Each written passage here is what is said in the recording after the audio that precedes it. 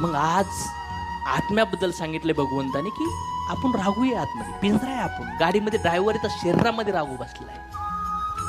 आणि जाळल्यानंतर हे नष्ट होत नाहीये.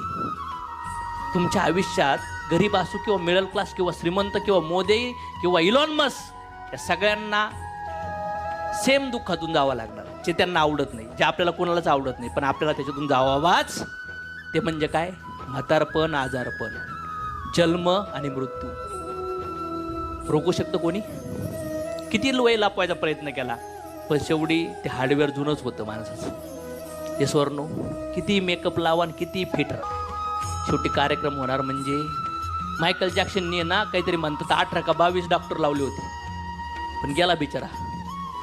कोणी जगू नाही राहिलं. दाखवा मला कोणी जगू राहिलंय. टाईम आला ना तर एक घास सुद्धा एक्स्ट्रा घेऊ शकत नाही तुम्ही. जावं लागणार म्हणजे जावं लागणार. मग जन्म, म्हातारपण कोणाला आवडत नाहीये, आजार पण कोणाला आवडत, पण हे सगळ्याच्या आयुष्यात येणार आहे आणि त्याची लढाई स्वतःलाच करायची. कोई साथ नहीं देगा बॉस. जो भी आपके आजू बाजू में है ना, वो आपसे प्यार नहीं करते, आप उनकी इच्छाओं को पूरे करते हैं ना, इसलिए वो आपको बोलते आई लव यू. ज्या दिवशी इच्छा पूर्ण करणार नाही ना, त्या दिवशी म्हणणार आय हेट यू.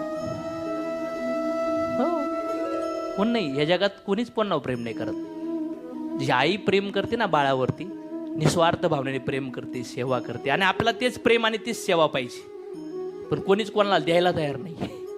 पाहिजे प्रेमाच्या शोधात, सेवेच्या शोधात येत. आणि लहानपणी ती सेवाची, त्या प्रेमाची सवय लावली ना आईबापांनी, आता भो भो भो करून कोणीच तसं प्रेम देत नाही आपल्याला. जे आईबापांनी दिलंय ते लहानपणी दिलंय कोणी, त्या प्रेमाची सवय लागली आणि त्या प्रेम सगळेजण शोधू राहिलेत.